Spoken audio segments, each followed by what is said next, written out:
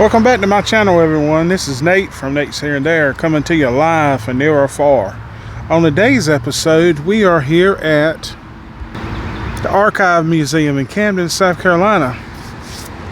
I thought I'd go in and see some of the archives in here and check out the museum they have here. I've been wanting to come here for. So come along with me on this episode today.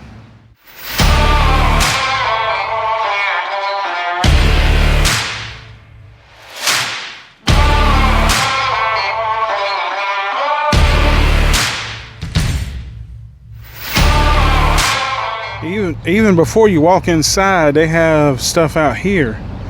The baseball legend Lawrence Eugene Dobbie was born on December 13th, 1923. His parents were David and Etta Brooks Dobbie. He spent his early years with his maternal grandmother and was known as Bubba Brooks.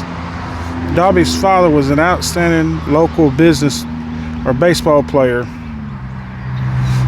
and his son inherited this talent.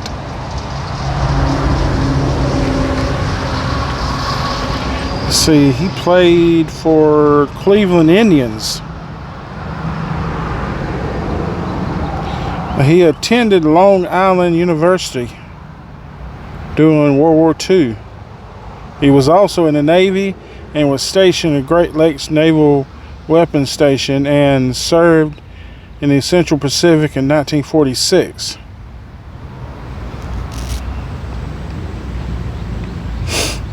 And they got a sculpture of him here.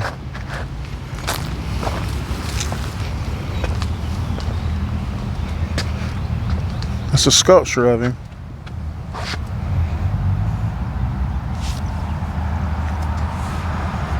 In the park bench statement, Bernard Birch was born in Camden on August 19th, 1870 to Dr. Simon and Bella Wolfe Birch. Dr. Birch was a surgeon in the Confederate Army. Bernard's first years were spent in Camden, the city which he claimed as his home all of his life. Dr. Birch moved his family to New York, where when Bernard was 10, at the age of 14, he entered college of the city of New York, where he excelled in economics and language. After college, he worked various jobs, eventually becoming a Wall Street broker. He married Anne Griffin of New York in 1897, and Bernard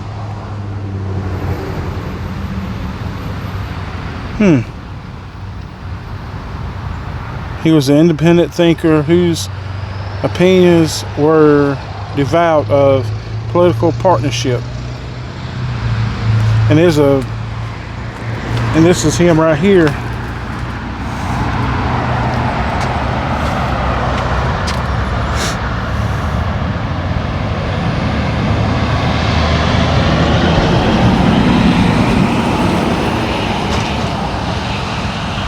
The front of the Archives Museum. I'm about to walk in.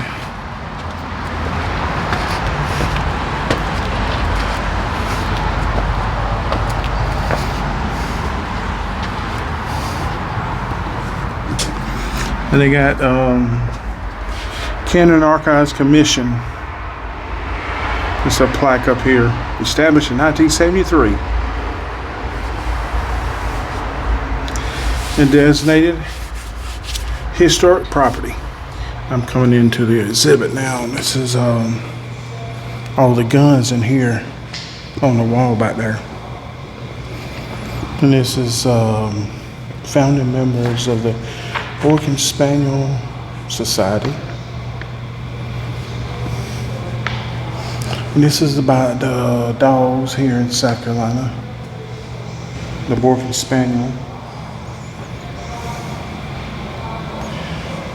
These are duck calls. I want any of them as a duck commander.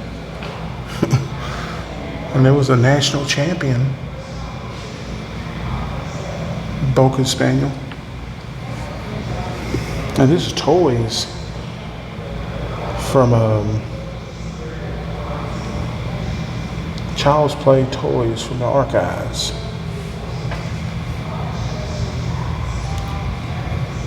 There's a Margaret Lantern.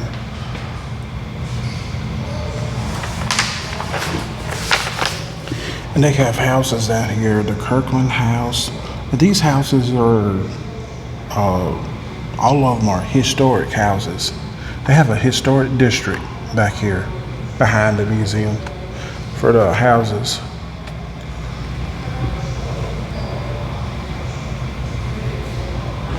Lost Camden. Yeah, all these videos are on YouTube. This is some of the books that's in here in the library, in the archives. Historic Camden, Volume 11. Defense of Charleston Harbor. I wonder if you can really check these out like a library.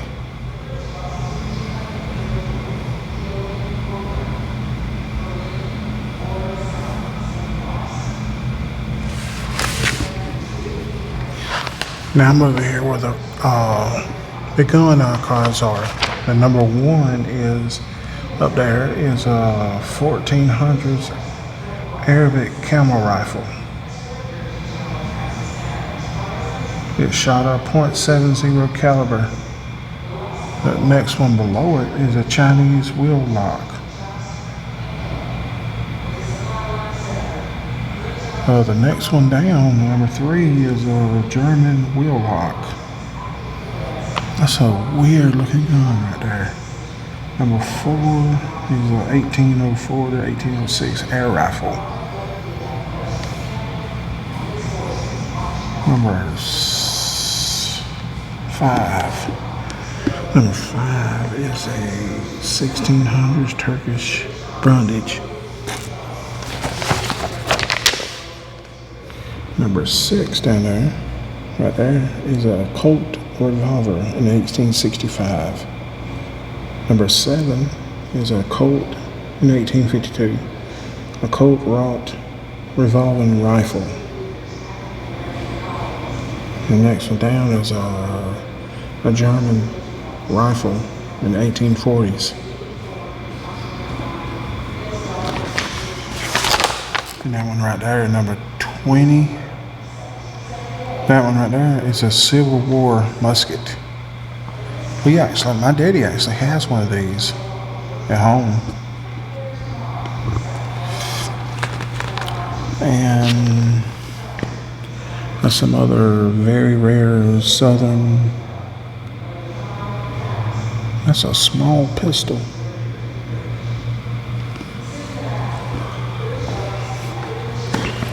And these some guns like some pirates would use.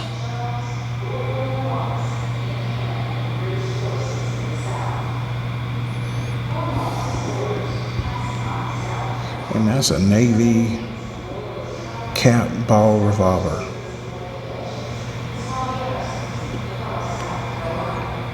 And down there is a sawed-off John Dillinger 12 gauge. There's a Colt 45 1911 gold hammer, trigger and muzzle. A lot of these right here are really old.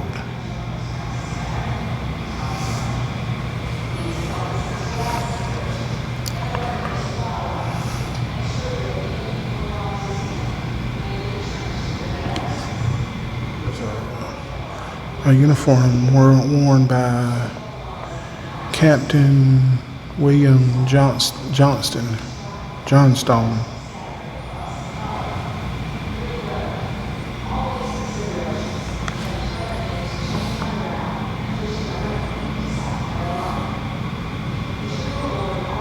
And Camden Military Academy had a football team. I didn't know that. And this is some of the archives on the Camden Military. The Camden Military School up there.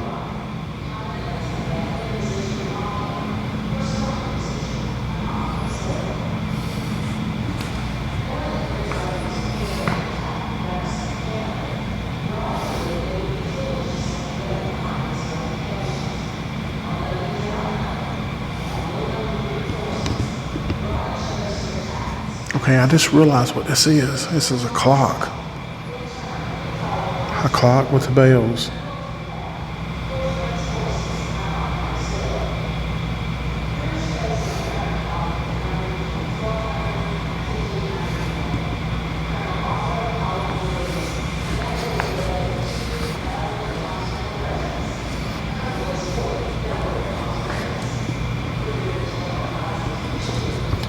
This is part of the historic Camden. You can hear in the background they got some kind of a movie playing. This was a British soldier in the 71st Regiment, 1780 to 1781. And this was a North Carolina military, 1780. 258 killed, wounded, or missing. American casualties. And this is some of the sword belt, Even though the British defeated the American army at Hawkers Hill, hats. they gained nothing from their victory. 2 days earlier, on April 23rd, the British garrison at Fort Watson on the Santee River had surrendered to General Francis Marion's Iron snuff can, pocket knife, The loss of Fort Watson cut the British line of communication an iron from Charleston shoe buckle, with the supply line a knee severed. buckle. Green's army to the north, United And this is a private in the 23rd Regiment, foot soldier in 1781. This is what they wore, the Americans. And this is what the British wore back then. Or the British or Scottish or Irish. Because it says this loyal to his private volunteer from Ireland. For the first 3 years after the American colonies declared independence from Great Britain, most of the major battles took place. This is some of the guns from the Patriot Cause. that time in the In war. South Carolina, the state's Patriot forces defeated the Loyalists in the Snow Campaign of 1775 and withstood the British fleet at the Battle of Sullivan's Island in 1776. And this is It another was not until the British implemented their Southern strategy at the end of uniform. 1778 that South Carolina once again faced the British Army. The Southern a Maryland strategy Continental grew out of officer, the British belief that a small 1780 to 1781. had forced the Southern colonies into rebellion. The British thought that once they defeated the rebel forces in the South, loyal colonials could then This right here is Lord General Charles Lord Cornwallis, 1738-1805. Fought an American Revolution from the Battle of Sullivan's Island in 1776 to Yorktown in 1781. He commanded troops during the fight of New Jersey, Pennsylvania, and after the fall of Charleston in 1780, Cornwallis commanded all British forces southern there. General Cornwallis was victorious at the Battle of Camden. And this is Barony Cab. A General Bourne officer retired from the French army sailed to America with the Lafayette and several of French nobles to fight the Americans' cause. The Baron joined the Continental Army in 1777 as a major general. In April 1780, Washington ordered DeKalb Southern to reinforce the garrison of Charleston. Instead, he marched his army to Virginia. Major General Gates, and his company of Delaware 1777 to 1806, was a retired British officer who settled in Virginia in 1772 during the American Revolution. He commanded the Continental Army at the Battle of Saratoga. Right here, this exhibit is about the Camden, the race up there, and then this is some of the trophies and trophies they've won up there at the Colonial Cup. And that's a horse of the year in 1974, 1975, and 1976. His name was Fergo. And the good gentleman there at the desk gave me a lot more information, the places to go film.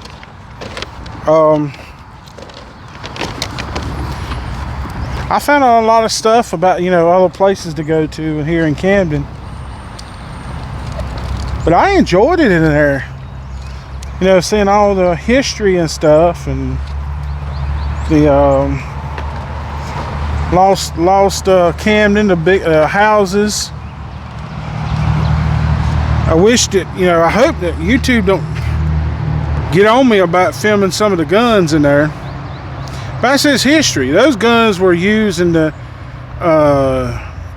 early time, back in the Revolutionary War, Civil War, back in them times. But if you like this kind of content, please consider subscribing to the channel. Hit your bell where it'll notify you when I upload videos just like this one. And remember to love God, love others, and reach the world.